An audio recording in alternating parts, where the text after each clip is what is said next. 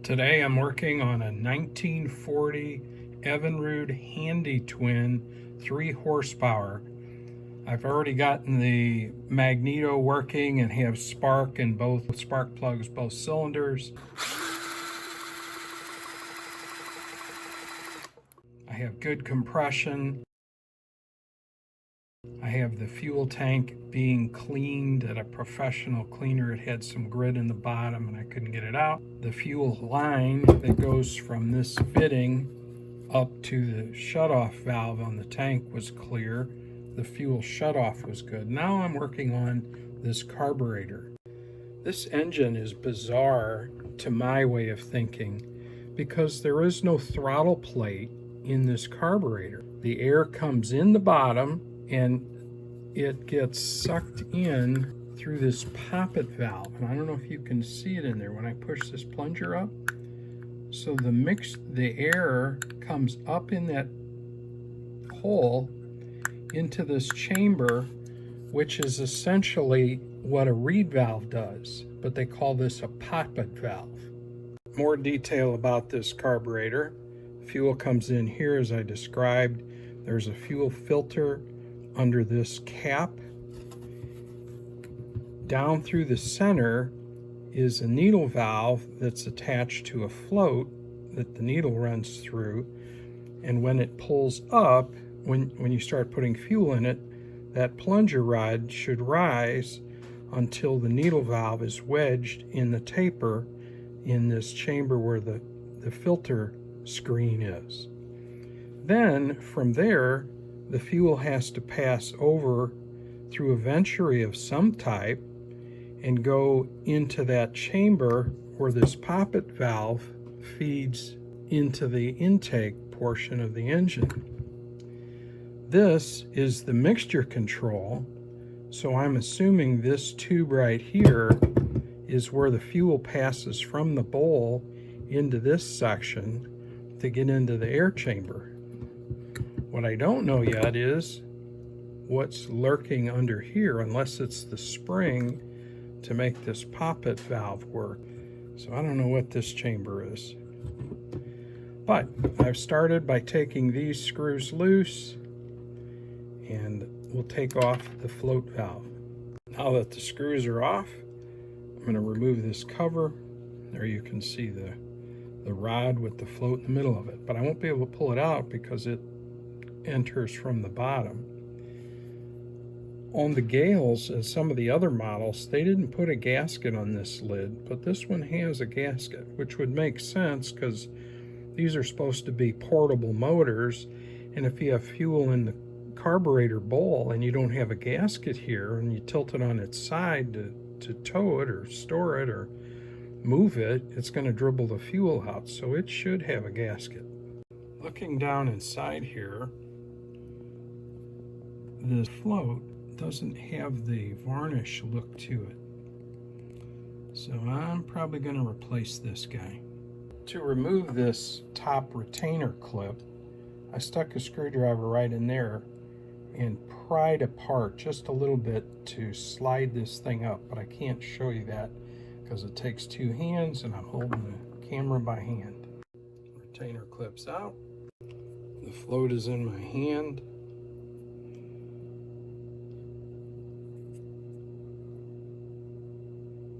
It has a little bit of its varnish left, but I don't know. I think the amount of trouble it would be to try and save it. I have a new one in hand, so I'm going to put a new one in.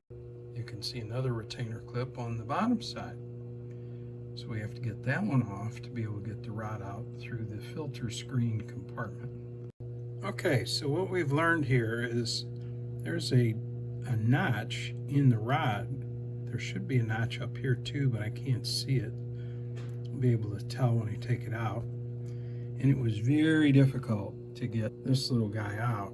I had to roll it on its side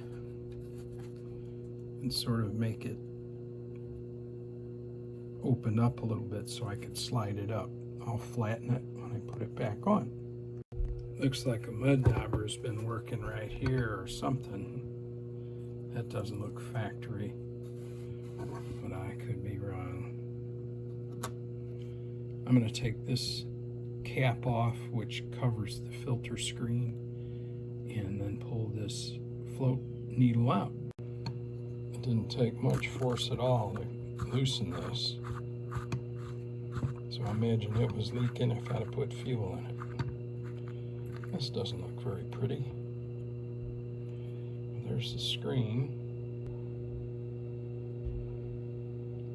Not too bad on the bottom. I'm surprised there's not more debris. The gasket.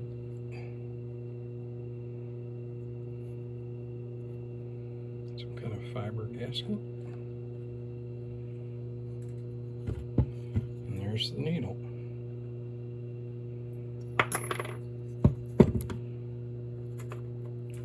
This is the needle valve. I think that'll clean up. There's the one notch for the one clip. And I don't see the top notch. There should be a notch at the top. Because as the float lifts, that clip at the top has to pull up this needle. Otherwise, the needle will stay down and the engine will flood. I may have to investigate that some more.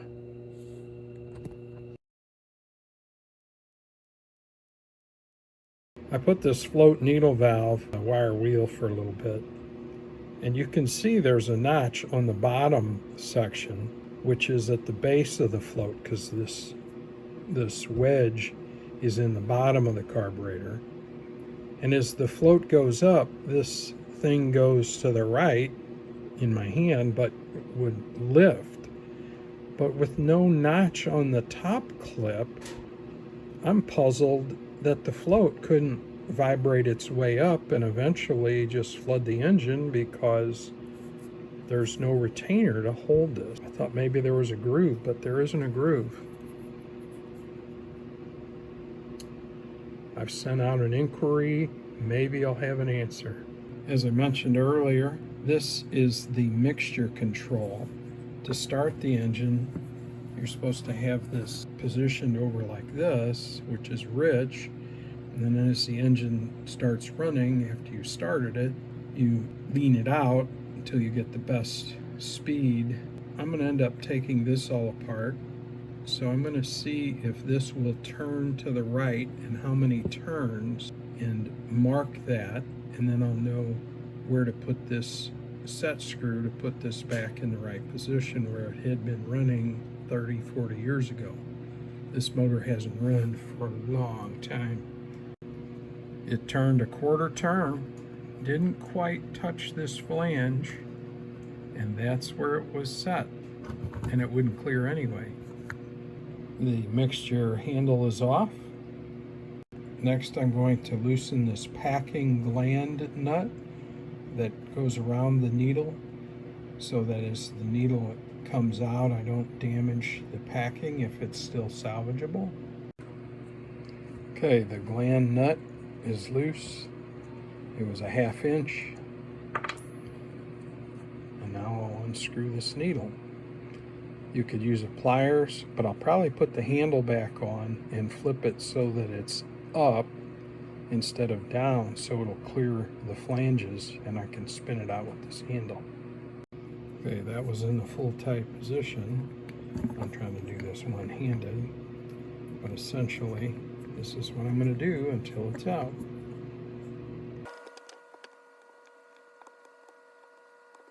A lot of threads here, a lot of threads. Here we go. It felt loose. There it is. Similar design to what they use in the 50s models. A moment ago I described the packing gland. You can see it. It's the black sleeve inside the threaded section.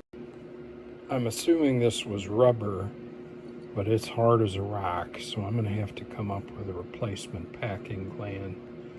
I've tried touching the sides and it's just crumbling into powder. Okay, as I've cleaned the old packing gland out of there, it's pretty obvious that it was a taper on this side and a taper on the gland nut. So I think it was just an O-ring, 1/4 inch ID, and whatever the diameter of this thread is wedged down in there, and then the O-ring was just squished up against this needle. So I'll be able to replace that. Haven't cleaned it out with gum out yet, but here are the O-ring and seals that I have. This is a standard 1/4 inch ID 3/8 OD. I'm going to try that first.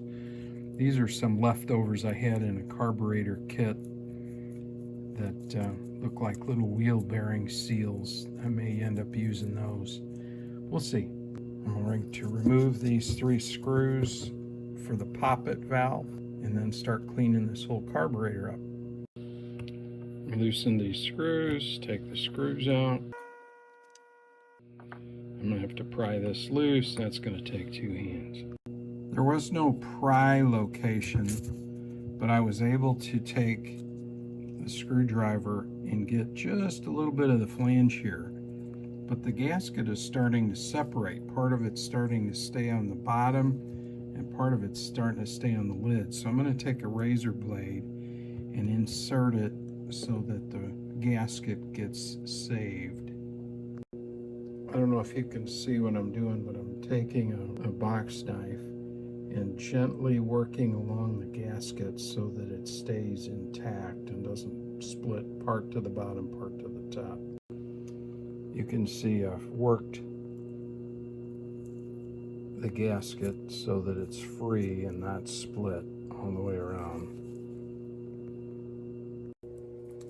Okay, this guy was pretty tight. I had to work gently with a screwdriver, trying to not damage the gasket. So now it's technically apart. I'm going to do a little more investigation and see what's holding things together. That looks like a cork in the center. I don't know if that's like an end stop. I can't imagine what other purpose it would have. This plunger, the poppet, pulled out pretty easily.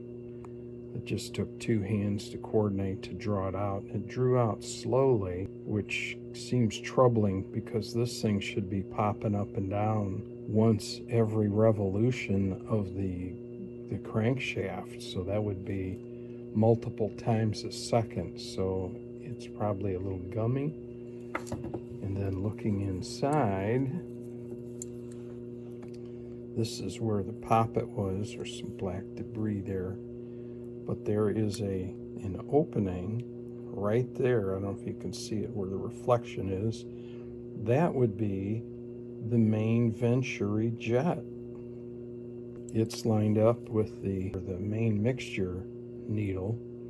So I'm sure the fuel comes in through the bowl, through this tube, through this mixture adjustment, and squirts into the air intake there, and then mixes in this chamber, and this is the flange that interfaces to the crankcase.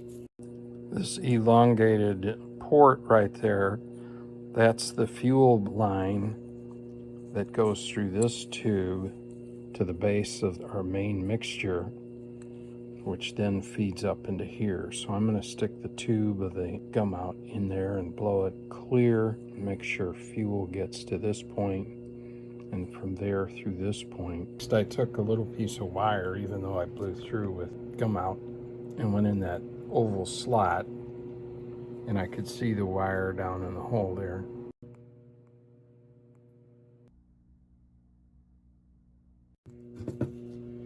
Okay, I've blown all the jets out, and I don't really understand something on this carburetor.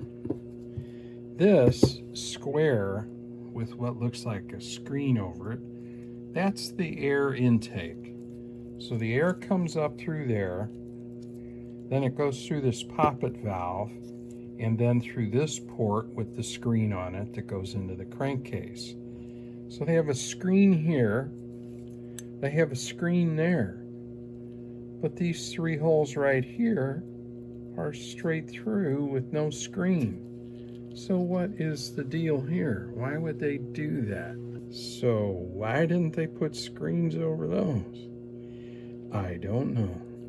All right, well, anyway, I'm not so worried about the outside as I am the mating surfaces for these 2 cap and this plunger rod guide thing and the hole where the needle, the float needle sticks in, that those are all proper.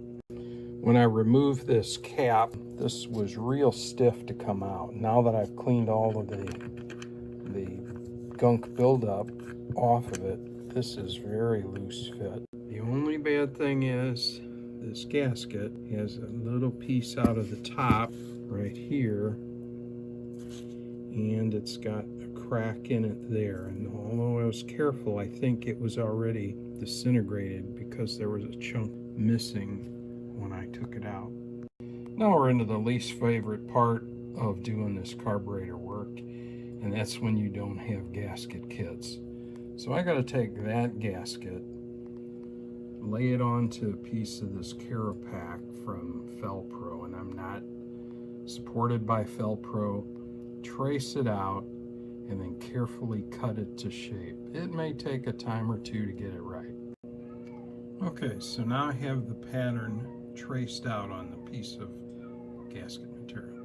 Using this razor knife, I'm going to cut the inside first, and then I'm going to take scissors and cut the outside, and then I've got a small hole punch, and I'll punch these 3 openings out.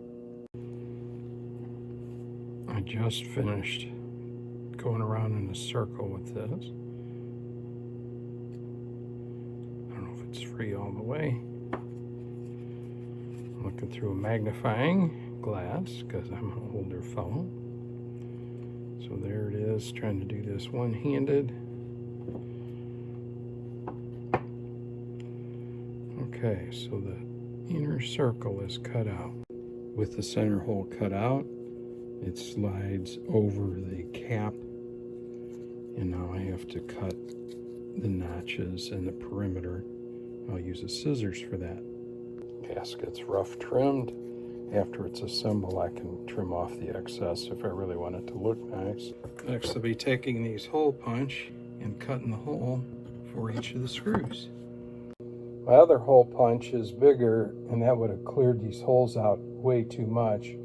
But these are too small yet for the what looks like number 8 screws, so I'm going to have to trim them open a little more. After I get it close, I take the screw and push it in, and the threads actually shear the edge of the hole clean. Holes are all cleaned out. This part's ready to go back on. I've confirmed that this poppet valve slides on here smoothly. There it goes. Then the spring.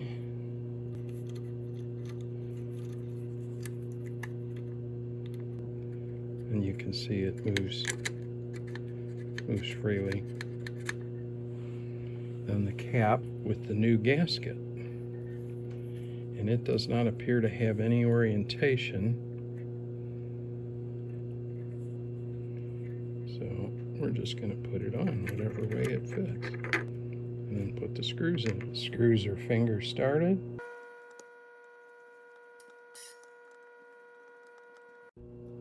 The poppet valve housing cap and assembly is all screwed together. I don't think I'm going to trim off this gasket. I don't think it looks bad. It looks symmetrical. A fellow member on Antique Outboard Motor Club on Facebook gave me a link to this float from Mercury that's a substitute for this float. It's plastic and it has a spring and it has to be removed, so we'll take a look at this. It's virtually the right diameter. It's a little bit taller. And I see the spring that has to be taken out. I just pulled the spring out, and I've been told you have to drill it out. It looks like it's good. Oh, somewhere in the inside there's a shoulder that it hits. So I'm going to have to drill it out just a squeak. I know it's not scientific, but the drill box guide says that I need a number 42, so that's what I'm going to drill it at. I've pushed the float on to the notch that would be the underside. This is the part that raises up, and I've marked a line where I'd like to make another groove or an indent for the other clip so that this float can't slide up and down this pin.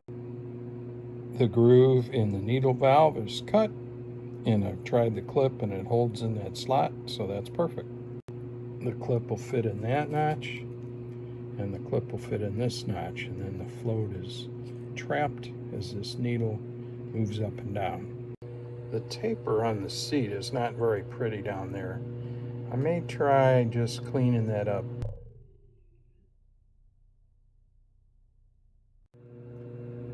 Just gravity holding the pin in seems to be holding gum out. The float sticks securely onto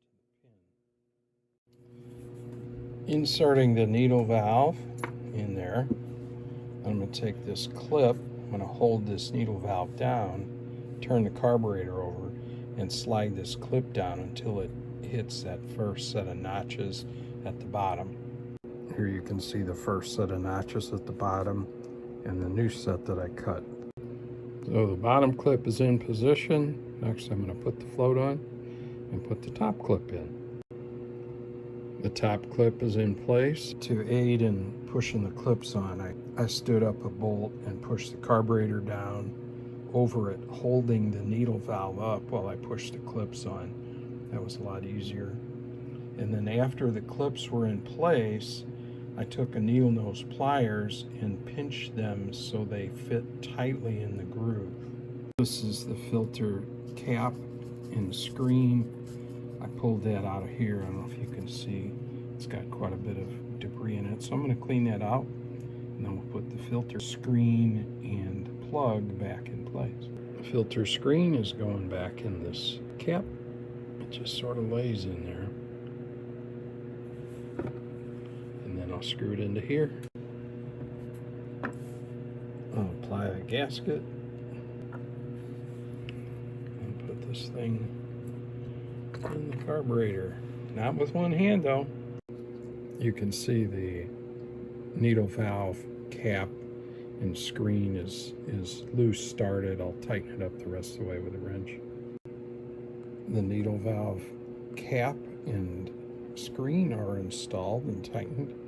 There was a dirt pile here, and it turns out it was like a dirt dauber, but there's no passage or anything, so I just cleaned it out. Now I'll put the cap on. I cleaned the bowl cap, cleaned around where the gasket was. I was able to salvage that gasket, loosely put it in place, and finger started the screws. Last but not least is the mixture control needle, and it's bushing or packing, and I've slid the O-ring down in there, and like I said, this is a 1/4 ID 3/8 OD. It seems to be a pretty good fit, so I'm going to start with that and see if it works. I don't know if you can see the O-ring down in there. It's not squished out yet because the nut's not tight, but it's in place, so I'm going to put the needle valve in place. You remember I flipped this lever on the needle valve so that the offset is out instead of offset in. I'll turn that over, but it's in. Now I'm going to tighten the packing gland nut. With the packing gland nut tightened, not all the way, but enough, it's nice and stiff the way the needle valve should be. So this is perfect. So now all I have to do is flip this lever over, and this carburetor is rebuilt. And there she is. Lever's turned over. All the jets are cleaned. Like I said, I didn't spend a lot of time on the outside. Poppet valve operates. You can see it work on the inside. I've cleaned the crankcase mounting surface where the carburetor mounts to. I've applied a very thin bead of fuel-proof gasket sealer to this existing gasket. Carb screws torqued down with a screwdriver. Fuel tank painted.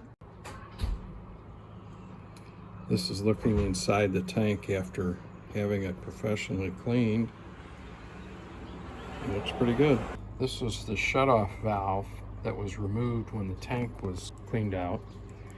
And this is valve, and that black curly stuff is a fiber packing gland. So I'm going to find an O-ring that fits this, put that back together with that, put that back into here. The O-ring size I needed was a 3/16 ID and a 5/16 OD, which is an RO2, just a standard O-ring size. So that's 2 standard O-rings that I've been able to use for this. The O-ring is now in position, so I can insert it back into the body.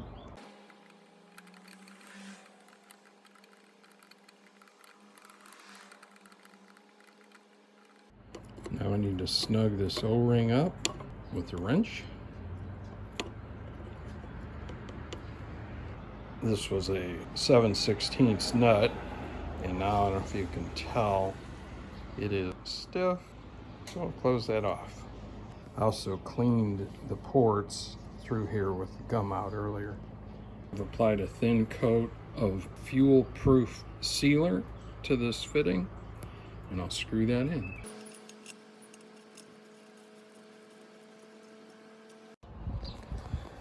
I have the screws loose put in. I'll be tightening them. I also need to connect this fuel line.